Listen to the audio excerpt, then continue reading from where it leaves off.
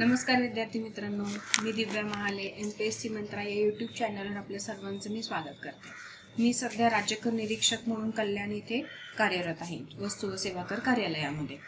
तर आज या व्हिडिओचं कारण असं की आता 4 सप्टेंबरला कंबाईन ग्रुप बी ची पूर्व परीक्षा आहे। तर त्या संदर्भामध्ये काही मुद्दे आज मी इथे क्लिअर करण्याचा प्रयत्न करते। जसं की आपण माइंडसेट कसा ठेवायचा, म्हणजे परीक्षा आली आता एकदम जवळ, अगदी 10-12 दिवसांवर। तर या 10-12 दिवसांमध्ये आपला माइंडसेट कसा हवा, प्लस रिव्हिजन कशी करायची आहे किंवा कोणत्या विषयांची करायची, कोणत्या विषयांमध्ये कोणत्या टॉपिक्सची करायची, त्याबद्दल आपण थोडं बोलूयात। त्याचप्रमाणे आपण सराव कसा करायचा आहे किंवा कोणत्या पेपर्सचा करायचा आहे, टेस्ट सिरीज कोणत्या करायच्या आहेत, प्लस पेपर सॉल्व कसा करायचा। सगळ्यात शेवटचा मुद्दा असा की पेपर सॉल्व कसा करायचा। तर आता आपण एक एक करत या मुद्द्यांना हात घालूया। तर सगळ्यात पहिले मी सांगेन की माइंडसेट कसं हवं आपला। आता मी सुद्धा बऱ्याचशा परीक्षा दिलेल्या आहेत, म्हणजे राज्यसेवेची असेल, कंबाईनच्या असतील, सगळ्याच परीक्षा दिल्यात ऑलमोस्ट मी। तर साहजिक आहे की भीती वाटते आपल्याला, पेपर जसं जसं जवळ येत जातो ना तशी तशी भीती वाटते। मलाही वाटायची, प्रत्येकाला वाटते ती। परंतु म्हणजे नंतर माझ्या असं लक्षात आलं की भीती वाटू नये आपल्याला, कारण कसं आहे, आपण जितकं घाबरतो ना तितकं आपण कन्फ्यूज होतो, आपण व्हायबल होतो, आणि मग त्याच्यामध्ये आपण खूप चांगल्या प्रकारे अभ्यास केलेला असतो, पण त्याचा भीतीचा आपल्या अभ्यासावर दुष्परिणाम होतो। तिथे आपले 1-2 मार्क्स तरी कमी होतात। त्यामुळे तुम्ही जितकं रिलॅक्स राहाल ना परीक्षेच्या दिवशी, परीक्षेच्या अगोदर, तितका तुम्हाला जास्त बेनिफिट आहे त्याचा। त्यामुळे भीती वाटू देऊ नका, निगेटिव्ह विचार कोणतेही मनामध्ये येऊ देऊ नका। निगेटिव्ह मित्रांपासून, आजूबाजूच्या एन्व्हायरमेंट निगेटिव्ह पासून तुम्ही पूर्णपणे दूर राहा। जितकं तुम्ही पॉझिटिव्ह राहाल, जितक्या चांगल्या प्रकारे तुम्ही तुमचा माइंडसेट ठेवाल की मी ही पूर्व परीक्षा पास होणार आहे, मला हे पद मिळवायचंच आहे, तितक्या चांगल्या प्रकारे तुम्हाला पेपर सोपा जाणार आणि तुम्ही मेन्सला तुम्ही क्वालिफाय होणार। त्यामुळे माइंडसेट तुमचा एकदम नॉर्मल ठेवा। रोजचं तुमचं जसं रुटीन असतं, उठायचं, झोपायचं, दिवसभरात अभ्यास करण्याचं, तेच फॉलो करा। त्याच्यामध्ये कोणत्याही प्रकारचा आता बदल करू नका। पॉझिटिव्ह राहा। तुम्हाला एकदम चांगल्या प्रकारे तुम्ही अभ्यास केलेला आहे। जवळपास 1 ते 1.5 वर्षानंतर ही परीक्षा आता होणार आहे। या 1 ते 1.5 वर्षामध्ये तुम्ही चांगल्या प्रकारे अभ्यास केलेला आहे। आता फक्त महत्वाची आहे ती रिव्हिजन, आता भीती नाही। तर मग आता रिव्हिजन कशी करायची, कन्क्लूड आपण इथे, म्हणजे हा मुद्दा आता आपला आहे की आपण रिव्हिजन कशी करायची। तर या 1 ते 1.5 वर्षांमध्ये जे जे विषय तुम्ही अगदी चांगल्या प्रकारे केले, आता कंबाईनची परीक्षा, तर आपल्याला इथे की सब्जेक्ट्स कोणते आहेत, तर आपलं जॉग्राफी आहे, पॉली आहे, त्यानंतर करंट अफेअर्स आहे, इकॉनॉमिक्स आहे। हे की सब्जेक्ट्स मी यासाठी म्हणते की खूप प्रोडक्टिव्ह सब्जेक्ट आहेत हे। मग ह्या सब्जेक्ट मधून तुम्हाला मार्क हे येतातच। त्यामुळे मी असं म्हणत नाही की हिस्ट्री पूर्णपणे बाजूला टाका, बाजूला आपल्याला कोणताच सब्जेक्ट टाकायचा नाहीये, पण जे प्रोडक्टिव्ह सब्जेक्ट आहेत ना त्यांना आपल्याला जास्त फोकस करायचंय। मग समजा तुम्ही आता जॉग्राफी जर घेतला तर जॉग्राफीमध्ये पण तुम्हाला महाराष्ट्राच्या जॉग्राफीवर जास्त प्रश्न येतात, प्राकृतिक भूगोलावर जास्त प्रश्न असतात। त्यामुळे तुम्हाला मग रिव्हिजन करताना प्राकृतिक भूगोलाची रिव्हिजन जास्त करायची आहे। त्यात पण आतापर्यंत तुम्ही भरपूर वेळेस जॉग्राफी वाचलेला असणार आहे, प्राकृतिक भूगोल पण तुम्ही भरपूर वेळेस वाचलेला असणार आहे, पण त्यामध्ये पण तुम्हाला असं वाटतं की नाही, मला याच्यामध्ये ना हा टॉपिक जरा कन्फ्युजिंग वाटतोय, मला नाही पटकन आठवत त्याच्यावर प्रश्न आल्यावर।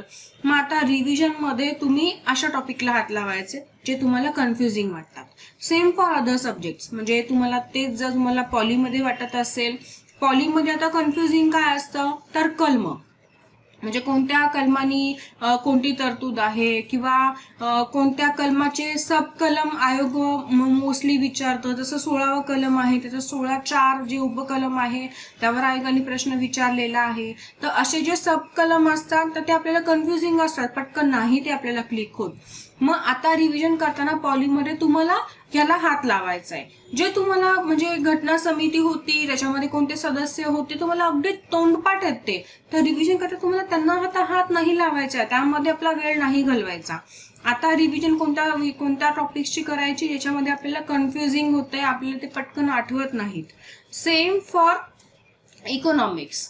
Again same for current affairs. जिथे तुम्हाला कन्फ्युजिंग वाटतं, आता समजा करंट अफेअर्स बद्दल जर आपण बोललो आणि जर का आता कंबाईनची परीक्षा आहे तर कंबाईन मध्ये करंट अफेअर्सला कोणत्या टॉपिकवर जास्त प्रश्न येतात, तर पुरस्कार असतील, निधन वार्ता असतील, योजना असतील, क्रीडा घडामोडी असतील. तर हे सगळं आपल्याला आता रिव्हिजन करताना अगोदर तुम्ही पूर्ण पुस्तक वाचलंय, I am sure about it, परंतु आता आपली परीक्षा अगदी 10 दिवसांवर आलेली आहे आणि आता आपण रिव्हिजन करतोय. तर आता आपल्याला फक्त हे जे महत्वाचे टॉपिक्स आहेत ह्याला फोकस करायचं आहे. पुरस्कारांवर, क्रीडा घडामोडींवर, निधन वार्तावर, ह्या सगळ्या टॉपिक्सवर, शासकीय योजनांवर. तर आणि हे सगळे मुद्दे तुम्ही तुमच्या रिव्हिजन मध्ये ठेवायचे. आणि मग कोणत्या बाबी टाळायच्या म्हटलं मी, तर ज्या तुम्हाला अगदी शुअर आहेत, की ज्या तुम्हाला कितीही वेळेस कोणी कधीही विचारलं, अगदी झोपेतून उठवून जरी विचारलं की मसुदा समितीचे अध्यक्ष कोण होते, किंवा मसुदा समिती कधी स्थापन झाली, किंवा म्हणजे नाही का गोदावरीची लांबी किती आहे, किंवा गोदावरी कोणत्या जिल्ह्यांमधून वाहते, असं जर काही विचारलं तर ते तुम्हाला झोपेतून उठवून सुद्धा त्याचं उत्तर सांगता येते. तर त्याचं आपण रिव्हिजन करावी का आता, तर नाही. का, तर ते आपले टॉपिक्स एकदम स्ट्रॉंग आहेत, आपल्याला त्याची उत्तर येतातच आहेत. त्यामुळे आता जे फक्त कन्फ्युजिंग टॉपिक्स आहेत आणि थोडीशी भीती वाटते की यार मला ह्याचं उत्तर येईल की नाही वेळेवर, चुकेल का माझं, तर त्याचं तुम्ही आता रिव्हिजन करा. आता पुढचं आहे की प्रश्न कसे सॉल्व्ह करायचे. प्रश्न कसे सॉल्व्ह करायचे मीन्स गेस टेक्निक असेल किंवा इलिमिनेशन मेथड असेल, याबद्दल थोडं बोलूयात आपण. कसं असतं, प्रत्येक आता 100 प्रश्न आहे तिथे, तुम्हाला वेळ आहे तुमचा 1 तास, म्हणजे 60 मिनिट आहेत तुमच्याकडे. तर अगदी प्रत्येक प्रश्नाला तुम्ही 1 मिनिट सुद्धा देऊ शकत नाही आहात. अगदी प्रत्येक प्रश्नावर तुम्ही म्हणजे विचार कराल की याचं उत्तर काय असेल, कसं असेल, आणि मग मी ते टिक करेन. तितका वेळ नाही आपल्याकडे. राज्यसेवेला जसं आपल्याकडे 100 प्रश्न असतात आणि 2 तास असतात, त्यामध्ये तुम्ही अगदी भरपूर वेळ त्या प्रश्नाचा विचार करून त्याचं उत्तर टिक करू शकता, पण ते इथे नाही घडत. त्यामुळे इथे आपल्याला इलिमिनेशन मेथड, गेस मेथड ही अप्लाय करावीच लागते. आता इलिमिनेशन मेथड मी म्हणजे काय, तर 4 पर्याय आहेत एका प्रश्नाचे. तर त्या 4 पर्यायांपैकी असा एक पर्याय जर तुम्हाला माहिती आहे की हा हे याचं उत्तर नाहीच आहे, तर काय करायचं, डायरेक्ट तुमच्या हातामध्ये पेन पेन्सिल जे काय आहे ना, त्या पर्यायाला पूर्ण रफ करून टाकायचं, की त्या पर्यायाकडे आपलं उत्तर सुद्धा नाही जाता कामा. मग आता राहिले 3 पर्याय तुमच्या हातामध्ये. मग त्या 3 मध्ये पण असा एक अजून असू शकतो ना की हा हे असं नाहीये, बरं मला वाटतंय असं की हे असं नसणारच आहे, मग त्याला सुद्धा तुम्ही रफ करून टाका. मग राहिले 2. मग आता 2 मध्ये म्हणजे ऍज कम्पेअर टू 4 ऑप्शन्स, तुम्ही 2 ऑप्शन्स मधून तुमच्या एका ऑप्शनवर, तुमच्या राईट आन्सरवर यायला खूप इझी वे आहे तो. त्यामुळे मग अशा प्रकारे इलिमिनेशन मेथड अप्लाय करायची आणि 4 मधून तुम्ही 2 पर्यायांवर या आणि मग त्या 2 मधून तुम्ही शेवटच्या तुमच्या आन्सरवर या, म्हणजे तुमच्या 1 पर्यायावर या. हा झाला तुमचा इलिमिनेशन मेथड. आता गेस मेथड म्हणजे काय, तर कसं असतं, काही प्रश्न असे असतात की ठीक आहे ते तुम्ही पूर्णपणे त्याचं ऑप्शन्स कधी वाचलेले नसतात किंवा कधी कुठे पाहिलेले नसतात, परंतु त्या प्रश्नाची पार्श्वभूमी ही कधीतरी तुमच्या वाचण्यामध्ये आलेली असते. तर असं तो प्रश्न पाहिल्यावर असं बऱ्याचदा वाटतं की याचं उत्तर हे असू शकतं. मला असं कुठेतरी जाणवतंय की मी हे कुठेतरी वाचलंय किंवा ह्याचं नाही का थोडंफार समवॉट मी याचा कुठेतरी अभ्यास केला होता, कधीतरी ऐकलं होतं, किंवा मी ग्रुप डिस्कशनला बसलो होतो माझ्या मित्रांसोबत, तर तेव्हा कुणीतरी माझा एक मित्र बोलला होता की हा असं असं आहे. तर ही मग ते गेस करायचं की हा हे असू शकतं बरं ह्याचं, तर मग ते टिक करा. आता कसं आहे, 100 प्रश्न आहेत, तुम्हाला मार्क्स हवेत अबाव 50. तुम्हाला कट ऑफ मध्ये जर यायचं आहे मेरिट मध्ये, तर तुम्हाला अबाव 50 मार्क्स हवेत. त्यामुळे साधारण तुमचा जे म्हणजे अटेम्प्ट आहे प्रश्नांचा, तर तो साधारण 80 ते 85च्या घरामध्ये हवा. इथे तुम्हाला निगेटिव्ह सिस्टीम किती आहे, 1/4 आहे. त्यामुळे रिस्क थोडीफार तरी घ्यावी लागणार आहे तुम्हाला.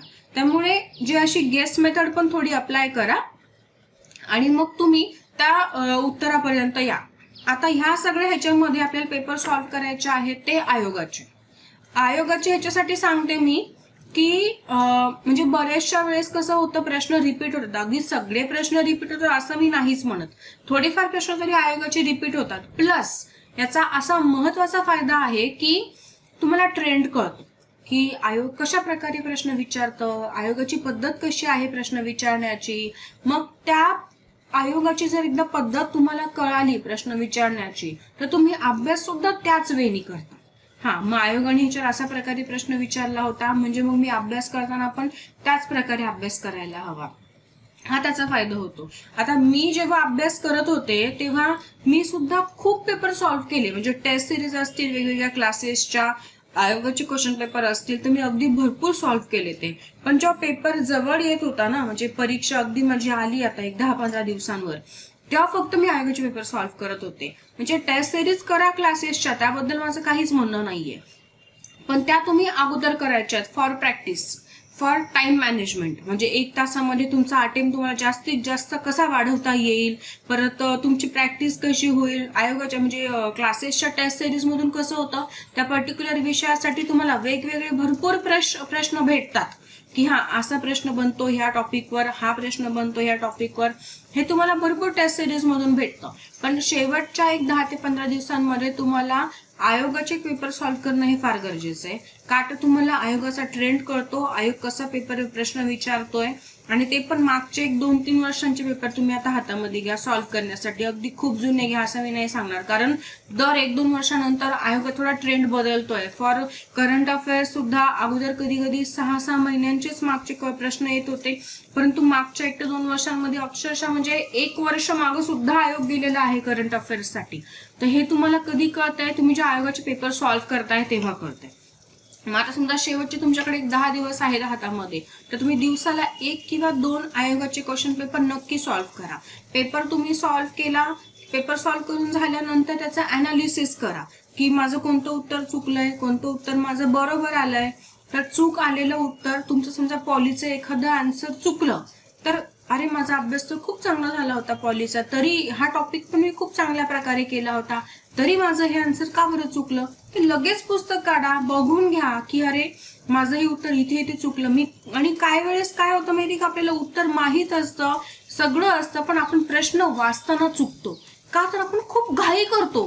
ठीक आहे, माहिती आहे मला, वेळ आपल्या हातामध्ये कमी आहे, 60च मिनिटं आपल्याकडे, प्रश्न आपल्याकडे 100 आहेत, परंतु आपल्याला 100चे 100 प्रश्न सॉल्व्ह करायचे आहेत का, तर नाही. आपल्याला आपले जे की सब्जेक्ट्स आहेत, मी सांगितलं जसं poly, geography, economics, current affair, हे आपल्याला की सब्जेक्ट आहेत. आपण ह्या सब्जेक्टच्या मानाने आपण थोडंसं सायन्सला, हिस्ट्रीला किंवा अंकगणित, बुद्धिमापन चाचणीला आपण तितका न्याय नाही देत आहोत.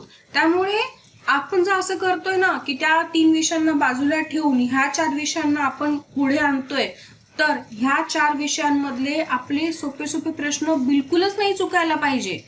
आपल्याला अगदी 100चे 100 प्रश्न सॉल्व्ह करायचे नाहीयेत, परंतु मग आपले हे जे की सब्जेक्ट आहेत ना ह्याच्यामधले आपले आन्सर चुकलेच नाही पाहिजे. की आपण एवढे 4 सब्जेक्ट केलेत, आपण त्या 4 सब्जेक्टवर पेपर काढून आणायचा आहे आपल्याला मेन्सला क्वालिफाय व्हायचंय बास. मग आपण तुम्ही कोणते प्रश्नांची उत्तरं दिले किंवा नाही दिले ते इथे मॅटर करत नाही. त्यामुळे जे की सब्जेक्ट आहेत ना त्यांचे एकदम परफेक्टच असायला पाहिजे तुमचं. त्यामुळे असं करायचं, जे काही म्हणजे चुकले असतील ते लगेच बघून घ्यायचे, आणि मग का बरं चुकलं लगेच चिंतन मनन तुम्हाला करायचे की माझं का बरं चुकलं हे. आता मी बरेचसे पेपर दिले, ग्रुप बी चे असतील, ग्रुप सी चे असतील, कंबाईनचे, किंवा अगोदर तर कंबाईन नव्हतं, आधी वेगवेगळे पेपर व्हायचे. म्हणजे PSI साठी वेगळा व्हायचा, STI साठी वेगळा व्हायचा, ASO साठी वेगळा व्हायचा. तर जेवढ्या मी प्री दिल्या ना आतापर्यंत सगळ्यांमध्ये माझा स्कोर अबव 55 असायचा. म्हणजे सगळ्यांचे माझं क्वालिफाय मी मुलांमधून व्हायचे, मुलांच्या कट ऑफ मधून माझं तेव्हा सिलेक्शन व्हायचं. इतके चांगले मार्क्स असायचे मला. तर मग आता मला असे चांगले मार्क्स का बरं पडत होते, किंवा माझी टेक्निक काय होती पेपर सॉल्व्ह करायची, त्याबद्दल आपण बोलूयात. की साधारण पेपर आपण कसा सॉल्व्ह करायला पाहिजे त्या 1 तासामध्ये. तर त्या 1 तासाचं नियोजन कसं करायचं ते मी आता तुम्हाला सांगते. 11 वाजता पेपर आपल्याकडे असतो, हातामध्ये येतो आपल्या, बरोबर. 11 ते 12 हा 1 तास आपल्या हातामध्ये आहे आता. तर 11 वाजता पेपर हातामध्ये आल्यानंतर OMR शीट घ्यायची, बाजूला ठेवून द्यायची. 11 ते 11:30 या पहिल्या 30 मिनिटांमध्ये तुम्हाला काय करायचं, पेन्सिल हातामध्ये घ्यायची किंवा पेन व्हॉटेवर ते हातामध्ये घ्यायचं, पेपर उघडायचा. 11 ते 11:30 ह्या 30 मिनिटांमध्ये जे अगदी पहिल्या प्रश्नापासून ते तुमच्या 100व्या प्रश्नापर्यंत तुम्ही नाही पोहोचू शकत त्या तासामध्ये, परंतु त्या 100 प्रश्नांमधले मॅथ्स रिझनिंगचे जे 15, 14, 15 जे काही प्रश्न असतील त्याला आता आपल्याला हात लावायचा नाही. हे तुम्हाला माझ्या अनुभवावरून सांगते मी की काय होतं, आपण प्रश्न बघताना अंकगणिताचा किंवा बुद्धिमापन चाचणीचा आपल्याला असं वाटतं की हा प्रश्न खूप सोपा आहे, माझा लगेच सॉल्व्ह होईल हा. पण कधी कधी आपण तो सॉल्व्ह करायला घेतला त्यामध्ये आपला खूप वेळ निघून जातो आणि मग नंतर आपल्याला क्लिक होतं की अरे माझे 15-20 मिनिटं गेले, माझे तर अंकगणिताचे अजून 4च झाले, 5च झाले. मग वेळ पण जातो आणि मग ते घाबरतो आपण, अजून जास्त आपण व्हायबल होतो की यार थोडाच वेळ राहिला, माझं अजून तर हे नाही झालं, माझं पॉली नाही बघितलं, मी अजून जॉग्राफी नाही बघितली, माझे किती स्ट्रॉंग सब्जेक्ट्स आहेत. म्हणून अगोदर मॅथ्स रिझनिंगला हात लावायचा नाही, हे माइंडमध्ये फिट करून घ्या तुम्ही एकदम. मग आता राहिले तुमचे 85 प्रश्न. 15 प्रश्न मी इकडनं मॅथ्स रिझनिंगचे रिड्यूस करते, राहिले तुमचे 85 प्रश्न. मग आता त्या 85 प्रश्नांमध्ये पहिल्या अर्ध्या तासामध्ये म्हणजे 11 ते 11:30 याच्यामध्ये 85 पैकी साधारण 40 ते 45 प्रश्न असे असतील की जे तुमचे 100% माहिती आहेत की हो याचं उत्तर हेच आहे. तर पेन्सिलनी पटापट पटापट पटापट त्यांना टिक करायचं. जे तुमचे एकदम माहिती आहे की हा हे आहे ते याचं उत्तर, ते टिक करून टाकायचे. मग समजा पहिल्या अर्ध्या तासामध्ये 85 पैकी तुम्ही 60 प्रश्नांपर्यंत आले की ह्या 60 प्रश्नांमध्ये मला पूर्ण माहिती की याचं उत्तर हेच आहे. 60 प्रश्नांचे उत्तर तुम्हाला माहिती आहेत एकदम 85 प्रश्नांपैकी. मग 11:30 ला लगेच हे बाजूला ठेवायचं, OMR शीट घ्यायची, OMR शीट मध्ये लगेच पटापट पटापट त्यांचे गोल करून घ्यायचे. ह्याला तुम्हाला साधारण 4 ते 5 मिनिटं लागतात. हे माझं कॅल्क्युलेशन आहे, मी पूर्ण कॅल्क्युलेटेड पेपर सॉल्व्ह करायचे हा. मग तुमचे हे टिक करून झाले सगळे, 11:35 पर्यंत तुमचे 60 प्रश्नांची उत्तरं टिक करून झालेले आहेत. मग आता तुमचे शेवटचे 25 प्रश्न राहिलेत अजून, म्हणजे अजून मॅथ्स रिझनिंग बाजूला आहे आपलं. मग आता ह्या 25 मध्ये त्यात पण काही असे असतील ना की जे तुम्हाला फिक्स माहित होते किंवा ते तुमचे 50-50 मध्ये होते, म्हणजे इलिमिनेशन मेथड तुम्ही इथे लावली आता की हा या 4 पैकी याचा आन्सर तर हे नाहीच आहे, हे पण गेलं, मग राहिले 2 ऑप्शन. म्हणजे या 2 पैकी बऱ्याच वेळेस असं असतं की पाहिल्यावर असं वाटतं की यार हा याचं उत्तर हे असेल. हे बऱ्याच जणांच्या बाबतीत घडतं आणि मी असं म्हणणार नाही की 100% ते बरोबरच येतं उत्तर तुमचं, पण ठीक आहे ना, 90% येऊ शकतं, 80% येऊ शकतं. रिस्क तर आपल्याला घ्यायची इथे, कारण आपल्याला अटेम्प्ट 80 ते 85 पर्यंत न्यायचाच आहे आपला. मग त्या 85-60 झाली तुमचे कम्प्लीट, ओके, ते एकदम शुअर शॉट माहिती आहे तुम्हाला. मग त्या उरलेल्या 25 प्रश्नांमध्ये तुम्हाला इलिमिनेशन मेथड लावून त्या 25 मधले पण ठीक आहे, तुम्हाला थोडे काही 10 प्रश्न असे आहेत की त्यांचा काहीच गंध नाहीये, कधीच कुठे वाचलेले नाहीयेत, त्यांना हात लावू नका तुम्ही, त्याला हात लावू नका. पण त्या 25 मधले 10 गेले की जे बिलकुलच गंध नाहीये ज्यांचा, 15 तर असे आहेत की हा थोडेफार माहिती आहे मला याचं उत्तर हे असू शकतं. बरं, ते जे एकदम स्ट्रॉंग येतं याच्यासाठी की हा याचं उत्तर हे असू शकतं, मी कुठेतरी कधीतरी वाचलं होतं किंवा मी ऐकलं होतं की मला वाटतंय हा माझ्या मित्रांनी मला हे सांगितलं होतं, तर ते तुम्ही टिक करा. थोडी रिस्क घ्या, कारण कसं आहे 0.25 म्हणजे 1/4 तर तुम्हाला इथे निगेटिव्ह आहे याच्यामध्ये. तर मग म्हणजे असं आहे की हा याचं मी कुठे ऐकलं होतं, वाचलं होतं, ते याचं उत्तर हे असू शकतं, तर ते टिक करून टाका. आता हे झालं तुमचं 85 प्रश्नांचं पूर्णपणे एक मी सांगितलं की 85 प्रश्न तुमचे कसे करायचे तुम्हाला इथे सॉल्व्ह, म्हणजे मॅथ्स रिझनिंग सोडून. आता ह्या सगळ्या प्रोसेसमध्ये म्हणजे अगोदरचे 30 मिनिटं गेले, त्या 30 मिनिटांमध्ये तुम्ही 60 प्रश्नांचे पाहिले होते की हा हे ओके आहेत माझे, ते तुम्ही 11:30 ते 11:35 मध्ये तुम्ही त्या OMR शीटला त्यांचे राऊंड करून टाकले. नंतर पुढचे 25 प्रश्नांमध्ये 15 प्रश्न गेले की जे 10 प्रश्न गेले फॉर एक्झाम्पल की जे मला काहीच माहिती नाहीये, राहिले 15 प्रश्न. त्या 15 मध्ये तुम्ही तुमचं गेस इलिमिनेशन वापरून तुम्ही 15 प्रश्न सॉल्व्ह केले, ते तुम्ही 11:45 पर्यंत तुमची ही सगळी प्रोसेस कंप्लीट झाली आहे. आता राहिलेत 15 मिनिटं. आता ह्या 15 मिनिटांमध्ये राहिलेत तुमचे मॅथ्स रिझनिंग. मग त्या 15 मिनिटांमध्ये मॅथ्स रिझनिंगला जे तुम्हाला पटापट सॉल्व्ह करता येत आहेत किंवा ज्यांचे आन्सर सोल्युशन तुम्हाला भेटलेत ते तुम्ही गोल करून टाका. पण आताही तुम्ही सेफ झोन मध्ये आहात का, की तुम्ही 60 प्रश्नांचे तुम्हाला शुअर माहित होते की हा याचं उत्तर हेच आहे, ते तुम्ही 60 केलेले आहेत, म्हणजे तुम्ही 60 ऑलरेडी तुम्ही 60 मार्क्स भेटलेले आहेत तुम्हाला इथे, बरोबर. त्यानंतर तुम्ही त्या 85 पैकी 60 दिले समजा, मग राहिले तुमचे 25 मधले 15 तुम्ही केलेच नाहीयेत, कारण 25 मधले 10 तुम्ही केलेच नाहीयेत, कारण तुम्हाला ते काहीच माहिती नव्हतं. तुम्ही केले 15, आधी केलेले 60 फिक्स होते तुमचे, नंतरचे 15 केले, तुम्ही तिथे guess method, elimination method apply केली, तर 15 पैकी 60 बरोबर येतील, 10 बरोबर येतील. तुमच्या ह्या 60 मार्क्स मध्ये ते ऍडच होत आहेत ना.